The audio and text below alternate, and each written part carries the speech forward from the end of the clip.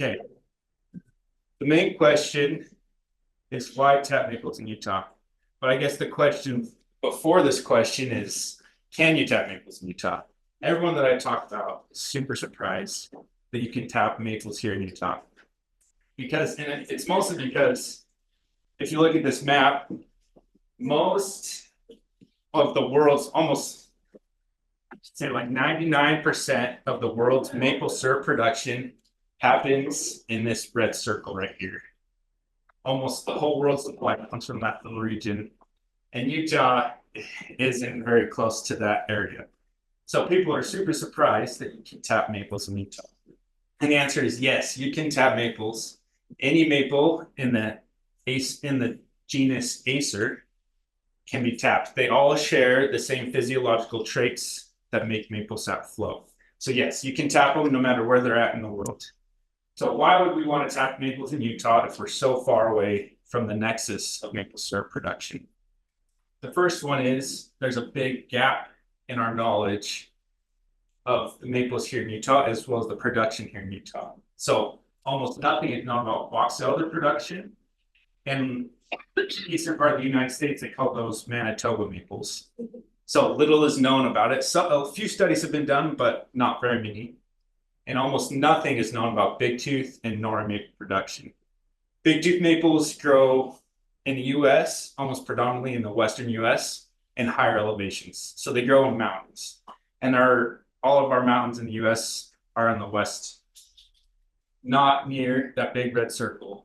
So there hasn't been a ton of studies done on bigtooth maples. And Nora maples aren't native to the US, so they don't grow in our forests. They grow in our towns and by our parks. So not a lot has been done on that either. So there's a big gap on their production capabilities, how well they perform as maple syrup producers. The second one is potentially we could supply local needs. We could supply local needs for maple syrup with local maple syrup. Another reason is there's this resource that we're surrounded by. This year, I kind of had the epiphany in this dry state. We've got rivers of sap flowing around us in our mountains that we don't see, that haven't been utilized at all. So there's this huge, big resource that we haven't ever explored, and it needs to be explored. And there's a big potential to provide supplemental income during the winter months. I've had many farmers that have been super interested in this because they have lots of bigtooth maples on the land that they own. And they're hibernating during the winter months when the maple sap is flowing. And this provides a new avenue for them to utilize the land that they already have, the trees they already have, and maybe provide some supplemental income during the months where it gets kind of hard and they're not selling anything or growing anything. And finally, to look at alternative areas of production outside of this circle.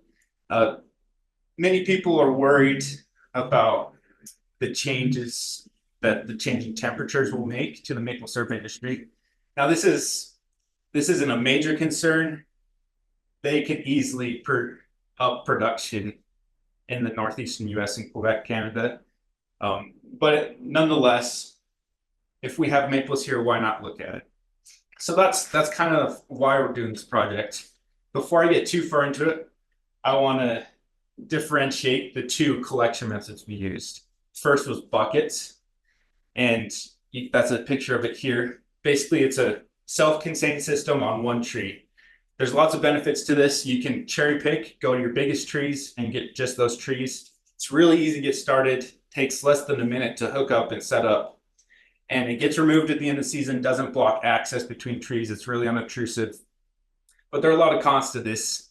Collection is really hard when you have lots of trees because you have to go to each individual tree. The buckets also aren't super big usually, and so they can overflow. And it's hard to scale up to a large scale operation. The second collection method is tubing. Once it's set up, it's a lot less labor intensive because all of your sap from hundreds or even thousands of trees gets collected into one point. So nature does the collection for you, and you get lots of years, multiple years of use after it's installed. It stays up for lots of years. And a big benefit is you can have vacuum inside the tubing, and that can help suck the sap out and increase yields. Some cons, it's a lot more complicated to install. So a lot of the labor is up front when you install it. You need special parts and tools for it. Animals can damage parts. We've had squirrels and cows chewing on parts that need to be replaced. And they're harder to sanitize and they stay up all year. So you can't install them in high traffic areas. So here are the objectives of this study. The first one was just kind of the base level information. Assess the sap yield and sugar content of bigtooth, box elder, and nori maples in northern Utah. We just want to know how much do they produce, how much sugar is in their sap, kind of the base information. The second one was evaluate the performance of single bucket and gravity-based tubing systems for sap collection. So those two collection methods I talked about, we wanted to see which one should we recommend to people here in Utah. And then the third one, produce a basic economic assessment of the potential for a Utah maple syrup industry. So that's pretty self-explanatory. Using the research that we've done, looking at how many maples are in Utah, could we have an industry here? That kind of thing. So there's 3 projects that went with this. The first project was to evaluate box elder and nori maples using the bucket collection system. The second one was to evaluate bigtooth maples using the tubing collection system. And the third project was to assist in the creation of a maple syrup operation in Woodland Hills, Utah. And I'll be going over each of these projects in detail in these upcoming slides. And in my thesis, each of these covers a chapter. So project 1, box elder and nori maple. Box elder, which is Acer negundo, and nori maple, which is Acer platanoides, were kind of studied together using the bucket collection method. Box elder trees grow everywhere, seemingly everywhere you don't want them to grow, but mostly along waterways and irrigation canals. Usually if there's water, you're going to find box elders nearby.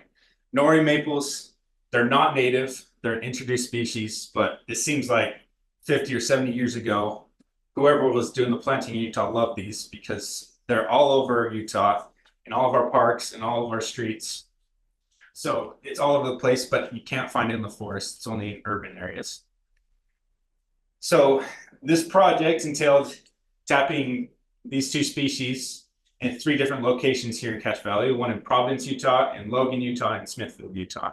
At each location, we had 10 trees of each species. So that's 60 trees total on bucket collection systems. In year 2, 4 of our trees were covered in snow and we couldn't access them.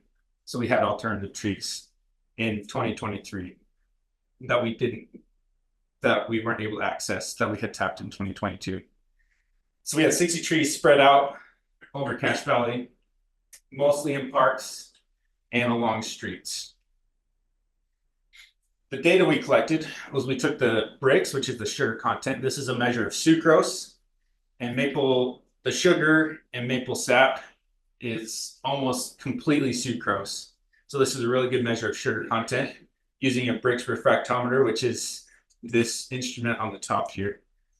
The second thing we measured was daily sap yield. So every day we went to all 60 trees and we measured it. And it was a labor of love because it took a long time, and I'm grateful for the help that I had because I wouldn't have been able to do it by myself.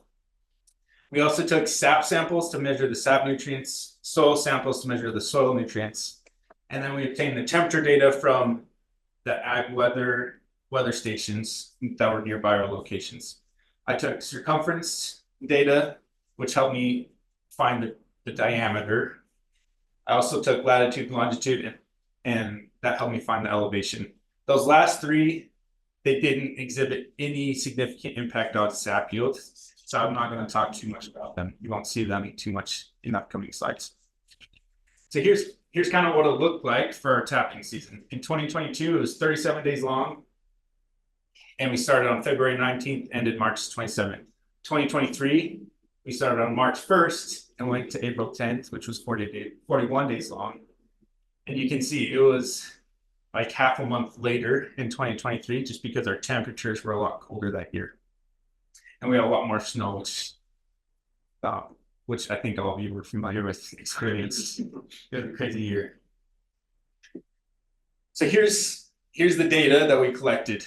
We'll start with daily sap yield. That's how much you'd expect on any given day from box elder. In both years, it was about half a liter, and that varied a lot, but on average, you expect about half a liter of sap from your trees.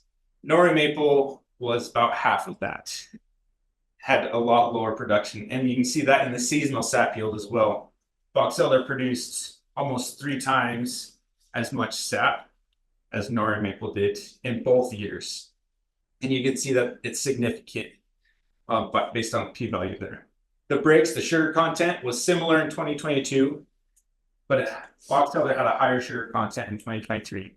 And I will add a caveat to that.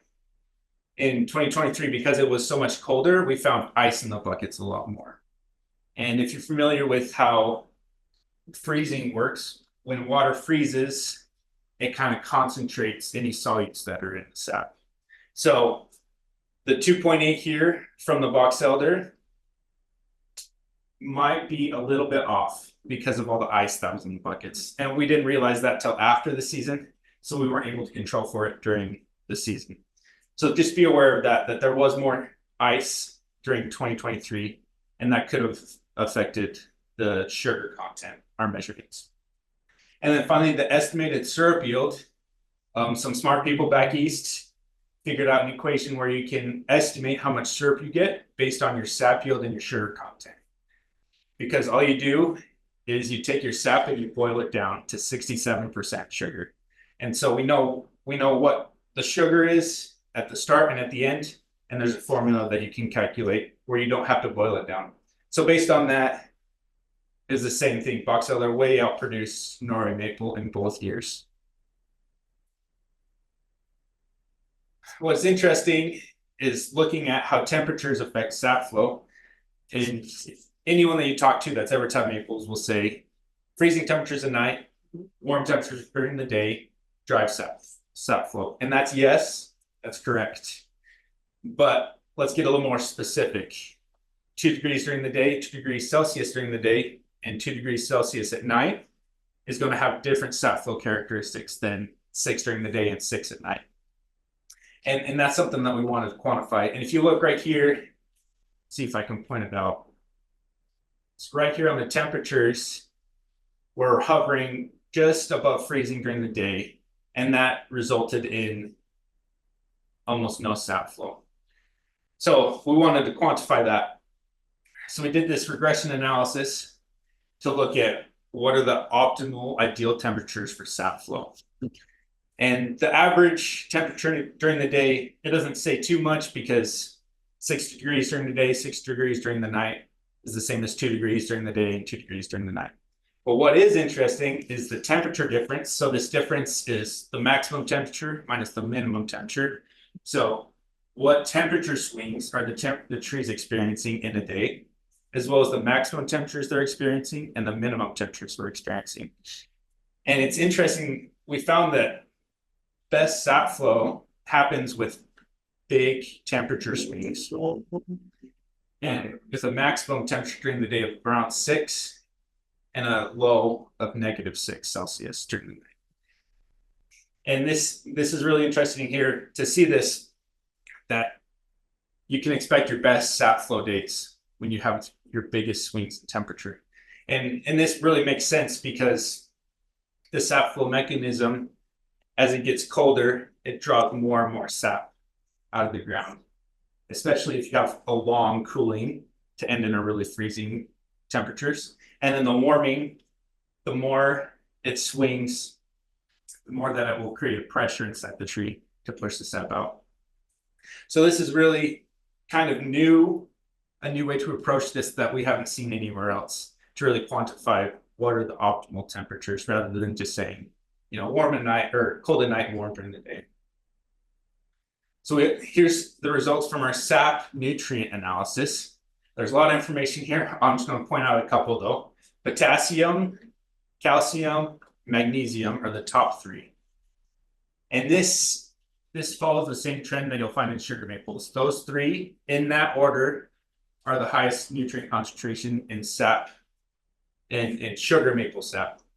What is interesting though is that the potassium and the calcium levels are quite a bit higher in both box elder and Nori maple than you'll find in sugar maple.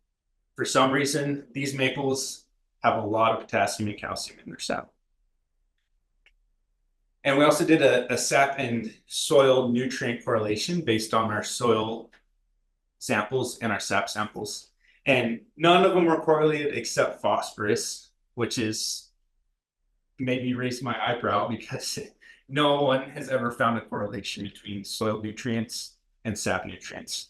So I wasn't expecting to find any correlation.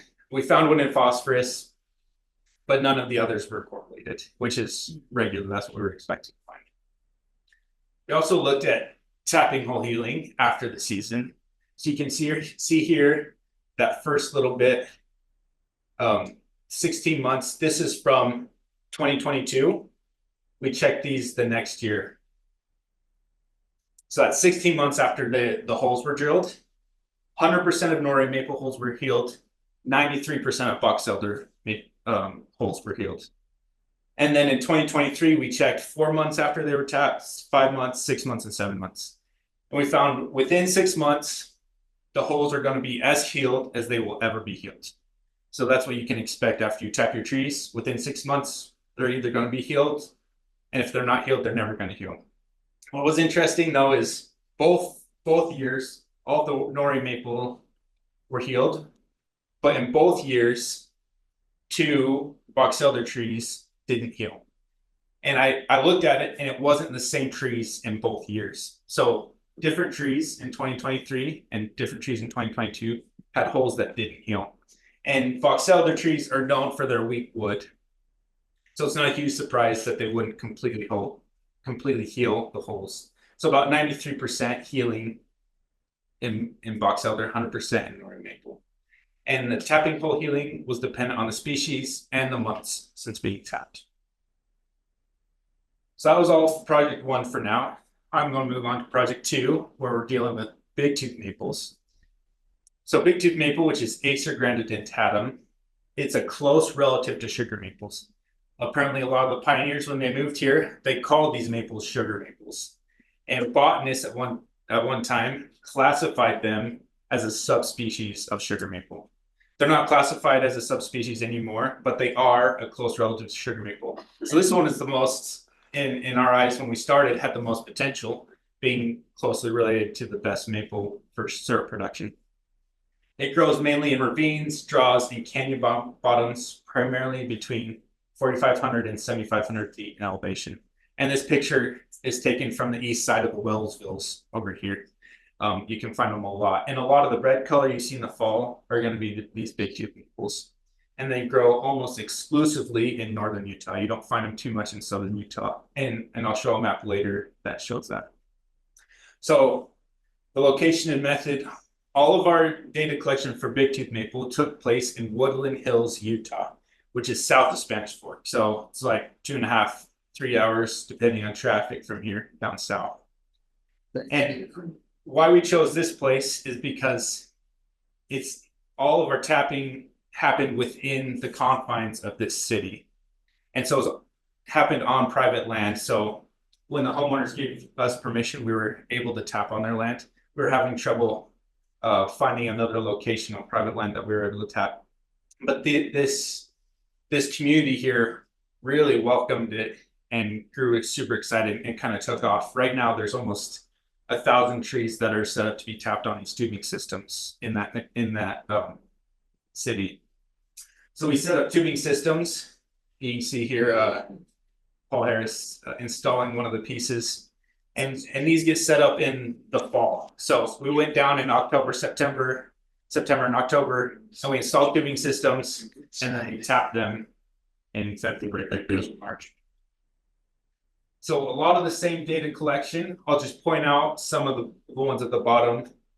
We collected slope, which is the rise and the run of these tubing systems, because we had multiple trees that were strung together. Where in the buckets, it's individual units. Slope doesn't really matter, but it does here. We also measured vacuum strength in some of them as well. So circumference, latitude, longitude, elevation, slope, and vacuum strength exhibited no significant impact on sap yield. I'll talk a little bit later about what that means for slope and vacuum, because it is interesting. It should in fact impact it. So tapping season characteristics in 2023, it was 65 days long and started on February 4th, ended April 10th. In 2024, it was 32 days long, so half the length. So that was this year. And this temperature data was from the closest weather station, but the weather station was located an average of 300 meters below where our trees were located. And there's something called standard lapse rate, which basically is the word for when you go higher in elevation, temperatures get colder. So based on that, which it can be affected by humidity and some other things, but it's likely that temperatures were 2.1 degrees Celsius lower in Woodland Hills than what you see here on this graph. But that's just something to keep in mind. So sap yield of big tooth maples. We did some buckets in 2023 and to compare the tubing, and we found the collection method between buckets and tubing did not matter. It did not affect sap yield or the sugar content or the resulting syrup yield. But if you notice here, the sap yield is lower than box elder, which was around 26, but higher than nori maple, which was around 7 or 8. And it had a pretty good sugar content, 2.5, which is about what you'd see in sugar maples. So very similar to sugar maples, a lower sap yield, but that could be because of the diameter of the trees, which I'll talk about. So tubing systems, we didn't do buckets in 2024 because those locations wanted tubing systems. So they got tubing systems instead of buckets in 2024. But if you look, sap yield was higher in 2024 right here. Not significantly so, but it was higher. And if you remember season characteristics, 2023 was 65 days long, 2024 was 32 days long. So shorter season, but a higher seasonal sap yield. And the sugar content was similar between both years.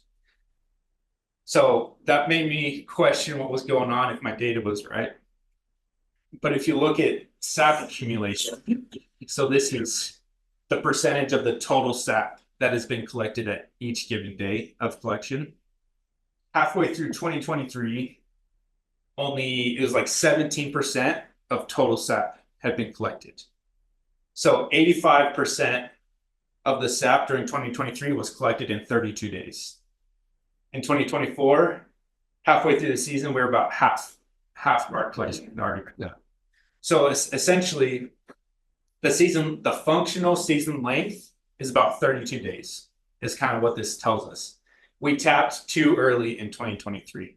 We could have waited and we would not have missed out on any sap yield. So I thought that was really interesting. And even though it was shorter, we had a higher sap yield during 2024. So going back to what I talked about in slope and vacuum, here we didn't have a ton of vacuum gauges. So our vacuum information is limited. So limited that we weren't able to do an analysis on the data. So no conclusions can be made from our vacuum data, but based on what you see, it does look like vacuum can increase yield. And a lot of studies back east show that vacuum can double the sap yield because it's pulling the sap out of the tree. And elevation change can also create a natural vacuum in the tubing systems. So our collection barrel was here, and the top of the system, say it was 10 meters taller, we're going to have a vacuum, a natural vacuum created by gravity. And this is what this vacuum is. It's natural vacuum based from gravity. On average, our systems had a rise of about 8 meters, and vacuum maxes out at about 9 meters. So a lot of our systems were really close, but the vacuum will change throughout the system. If trees in the middle of your system are only 4 meters higher than your collection point, it's going to have a lower vacuum than trees that are 10 meters higher than your collection point. So vacuum decreases as you go down the system. But some of the trees at the very top are going to have the best vacuum that you'll ever see. We also did a sap soil nutrient analysis. Again, I'll point out those same three nutrients, potassium, calcium, and magnesium. It exhibited the same order. Potassium was highest, followed by calcium and magnesium. What is interesting, though, is that it was lower. These values are lower than what we saw in either box elder or ordinary maple, and they're closer to what you will see in sugar maple sap. So the nutrients in big tooth maple are going to be close to what you find in sugar maple. It's going to be the closest of any species you'll find here in Utah. Again, we did a nutrient correlation analysis between the soil and the sap. And in this one, we didn't find any correlation between any of them. And I'm not a good enough soil scientist or plant physiologist to tell you why, but I do know that trees are really good at controlling what enters into the roots, and they're also really good at partitioning nutrients inside the tree. And so the nutrients in the soil end up somewhere, but not necessarily in the sap that we collect from trees. So here's a comparison of all three species for the soil or the sap nutrients. And if you can see there, if we start on potassium at the bottom, it's quite a bit lower. Big tooth maple is quite a bit lower than box elder and Norway maple, and the same follows for calcium and magnesium. What is interesting is we had nickel in big tooth maple where we didn't have it in either of the two other species, and we did not have copper or barium in big tooth maple where that was found in the other two species. So not sure why, but it is interesting to point that out. And I will point out as well, we were worried about arsenic. It was found in one sample of big tooth maple, and it was found in a few samples of box elder and Norway maple. So we were worried about that effect. You know, whenever you see arsenic, you get worried. So we wanted to look at that. The good news is it's not a problem. The lowest level where you start to see any sign of arsenic poisoning is 2 milligrams per kilogram. So that's the lowest threshold. Anything below that is considered safe. So our sap here is well below the safe levels, within the safe levels. What we are also concerned about is sap gets concentrated from 2.5% sugar to 67% sugar. So it just really gets concentrated. So we're worried if it gets concentrated, is the arsenic going to get concentrated too? We haven't done a super in-depth analysis on that, but the one sample of syrup that we did do, it was only about 0.17. So even the syrup is still well within safe levels. So I want to talk really quick about how tree size affects sap yield. If you remember, I mentioned that circumference or diameter did not affect sap yield, but it should. Based on studies that have been done, there should be this really clear positive correlation. As the trees get bigger, you should get more sap out of your trees and more syrup. So this is from a study where they looked at that. So that's what it should look like. This is what it looked like for us. No clear correlation. And even when we did the analysis, the p-value was really high. There was no correlation between diameter and yield. And if you look here, our big tooth maple are all small. The buckets, which are right here, that's about 10 inches diameter. So that's about the lowest that anyone will tell you to tap. Our tubing was about 7 inches in diameter. Our average tree size was 7 inches diameter for tubing, because big tooth maple just doesn't get that big. We were tapping the biggest trees that we could find. So our data says diameter does not affect yield, but I wonder if we could find big tooth maples as big as our box elder and Norway maple, which our average was about 16 inches. I wonder if we would have similar yields to box elder if we could find big enough trees. But the data says that we might not. And I question this a lot. the data's right, but I wonder if the location effect has a bigger effect on yield in Utah than it does back east. Are the difference between our dry soils and our wet soils is significantly bigger than wet soils and dry soils back east.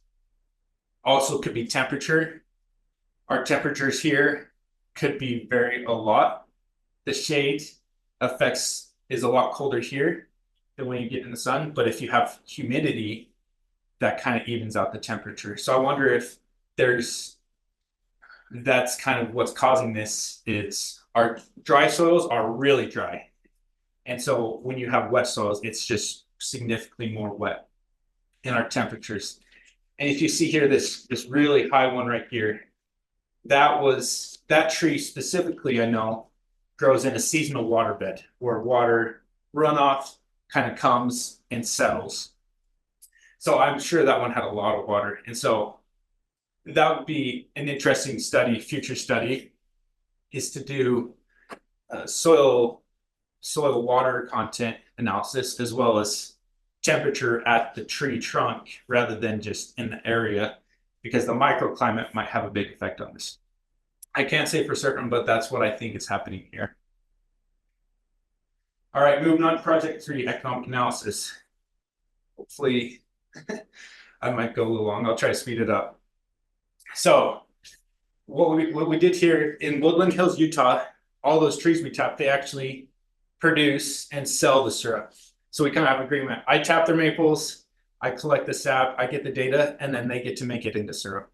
And we have a bottle of the syrup back here. You're welcome to try. We have spoons if you want to try the syrup that we produced here.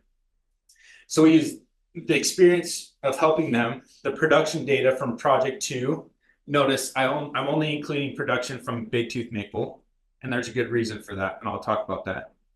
We also use maple tree population estimates from the Forest Service, as well as maple syrup consumption estimates from other papers. And I thought, and this is interesting, just the reverse osmosis system. It's a way to remove water out of the sap without boiling it. Not relevant, but I think it's kind of cool. So currently, what does our maple syrup industry here in Utah look like? So 2023 was the first time maple syrup has ever been sold commercially. Maple syrup that has been produced locally has ever been sold commercially here in Utah. In 2023, they produced about 350 bottles. So these are 8-ounce bottles. And they sold 250. The other 100 went to the homeowners that had trees on their land. That's kind of their kickback, is they get syrup at the end of the day.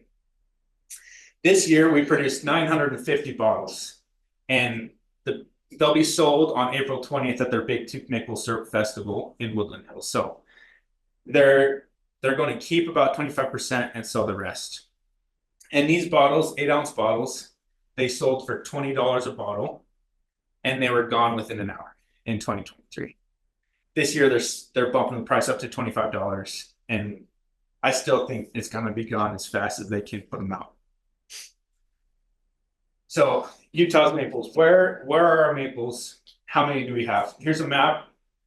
You can't really see them on this map, but this is the actual area. I have a map later that highlights it, but this is the actual area of maples in Utah highlighted in red. Based on the Forest Service estimates, there are 14 million big tooth maples above 7 inches in diameter, which is about what we were tapping. We were tapping about 7 inches and up. And there's only 250,000 box elder trees above that diameter. So this is why I'm only including big tooth maple, is because our box elder maples, although they seem like they're everywhere, they're few and far between compared to the whole state. And there are no estimates for Nori maples because they grow in cities. So we don't have any good estimates on that. So going forward, I'm only going to use big tooth maple population estimates. And there are no areas where box elders are the dominant plants in any given area. So I'm going to make a case here why we can tap 7 inches and up. Because anything you read will say 10 inches is the lowest you want to tap. You don't want to tap anything more than that. Here's the reasoning why. One, because if we only tap above 10 inches, then right here, that's like 12 million trees are gone. There's 12 million trees that we wouldn't tap, which is like 80% of our total tree population. So if we can tap down to 7 inches, the number of trees we can tap just expands immensely. So here's the thought process on why we want to tap 7 inches. When you tap a maple, you get these stained columns. You got the hole, and then the tree kind of creates this little column. If you try to tap in this the next year, you won't get any sap. So that area is done for sap production. So what you want to do is you need to space your taps out so that those columns don't run into each other, and so that you get good sap every year. So here's a link if you want to follow along to the model that I'm going to be showing you in the next couple slides. So based on 7 inches in diameter. So if you imagine with me, the current tree DBH, so that's diameter, that's our X coordinate, 7 inches. Our drop line length is our Y coordinate, 24 inches. So if we have 7 by 24 on the tree and 7 inches, it's curled around the tree, the diameter. If we just flatten it a little bit, that's kind of the area that we're working with. And then the tapping depth right here, that's our X coordinate, how deep we're going. So this is what we were doing in 2023. These are the tapping characteristics that we had. We tapped 1.5 inches deep with a 24-inch drop line. So that's the size. Based on that size and based on this model, it wouldn't be sustainable. We wouldn't want to tap 7-inch trees. But if we change two things, if we change the drop line length, so if we increase our Y, and if we change our tapping depth, if we decrease our Z coordinate, then it does become potentially sustainable. So we increase the size of the tree that we can access, and we decrease the depth. So the depth is important because you want to get into the sapwood. Big tooth maples are unique because they have really thin, smooth, and flat bark compared to box elder or Norway maple. 1 inch would not work for box elder or Norway maple because sometimes the bark is an inch thick. You're not even getting into the cambium layer at an inch. But with big tooth maple, an inch, you're well into the sapwood.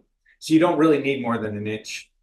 And an inch is important because when you tap around the tree, eventually you're going to reach the original spot that you tapped. And the idea is that the tree has grown enough that you can tap in the same spot and have fresh wood to tap. And at an inch deep, you will have fresh wood. So that's kind of the justification why I'm going to include 7 inches and up. If we manage and we tap correctly, we'll be able to have sustainable tapping for the next 100 years in our forests. So make the distribution of maples. Cache Valley has 27% of all the big tooth maples in the state, the most of any county, followed by Weber, Box Elder, and then Utah counties. So these are acres of land where big tooth maples are the dominant species. So these are big tooth maple forests is one way that you can put it. And here's the distribution. Here's the highlighted map. And you can see right here, the Wasatch Front is basically where you're going to find all the maples. You get, this keeps getting the omni. You get little spots down here in southern and central Utah. But really, if you're outside of the Wasatch Mountain Range, you're not really going to find big tooth maples. And Cache County had the most, and you can see the best concentrations are right there along the Wallsvilles. But you can find them in draws along the Logan Mountain Range here. So what is Utah's current demand for maple syrup? There's a report that estimates the mountain area, which includes these 8 states. The mountain area consumes about 5% of total consumption in the US. So if there's 100 gallons of maple syrup in the US, the mountain area consumes 5 gallons of it. Based on populations, Utah has about 13% of the mountain area. So based on that, we're going to say Utah consumes about 0.6% of all the maple syrup that's in the US. Based on this, there's about, in 2020, Utah consumed about 58,500 gallons of real maple syrup. So that's about 2.29 ounces per person here in Utah. It's taking this, could Utah produce this much maple syrup from the two maples here in the state? The answer is yes. We would need about 500,000 trees and about over 7,000 acres of big tooth maple forest. This is a utilization rate of 3.4%. So we're tapping 3.4% of all the maples in Utah, which doesn't seem a lot, but if you look at utilization rates back east, Vermont, it has the highest at almost 3%, but everywhere else has a utilization rate of less than 1%. So 3.3 is extremely high utilization. It's a little unrealistic.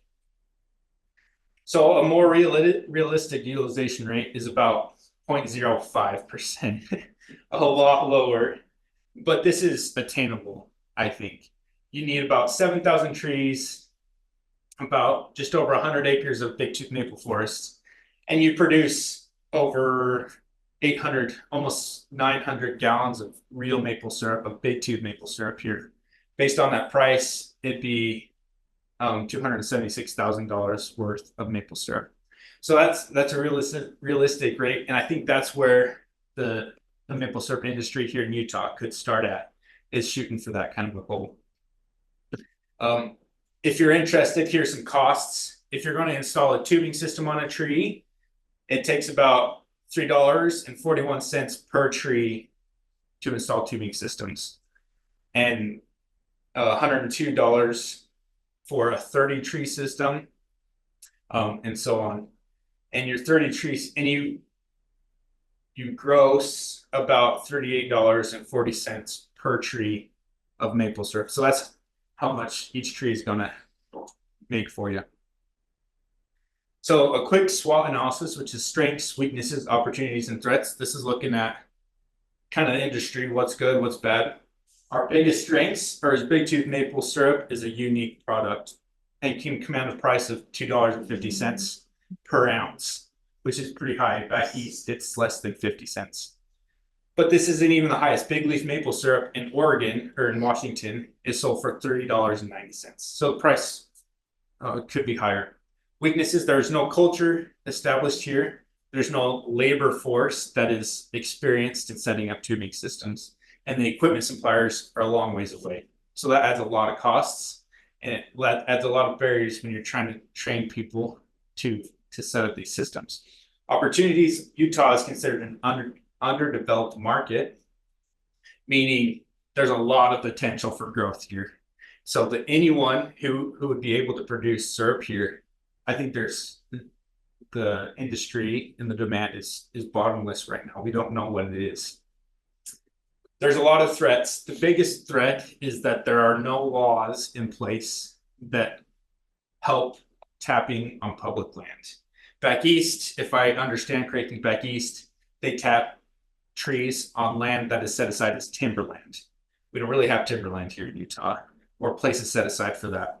And in our experience, talking to the public, whoever manages public land, it's a mixed bag. Some people don't want you to touch a single tree on their land, while others are like, yeah, can I come tap with you?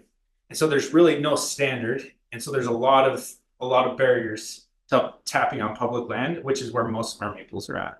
So really that's the biggest threat and the biggest barrier to establishing industry here is we just don't have a precedent for it. So come to my conclusions. Objective 1, big tooth and box elder maples are the best species for maple syrup production due to their sap yield and sugar content. Nori maples might be useful for hobby production just because it's going to be right outside your door. It's going to be really easy for anyone to tap big tooth maple or other landscaping maples. You just won't get a lot of sap. Objective 2, buckets are good for hobbyists. If you're tapping in your yard, you don't want to string up lines all across your yard. So buckets are great. Tubing systems, though, if you're going to tap more than 20 maples, you want a tubing system just because it cuts labor down significantly. And objective 3, big tooth maples are the best species for large scale operations because we have a lot of them. But I don't think it's realistic to be able to meet Utah's need for real maple syrup in the near future. Maybe someday, but it's not realistic right now, especially when we're a new state to this. That's all I have. I'd like to thank all these people. Thanks to my committee, UPing for their help. Thanks to Paul Harris. He helped me figure out how to tap maples with tubing systems. We made a lot of mistakes. We covered a lot of mountains, but he's helped me a lot with that. Thanks to Alyssa Fenstermaker, Macy Booth, and Abby McKee. They're the ones that helped me collect the 60 maples spread out through Cache Valley every day. They made that possible. And then the residents of Woodland Hills, they really embraced this project and helped me get a lot of good data, as well as for all these different organizations and the grant that makes all of this possible.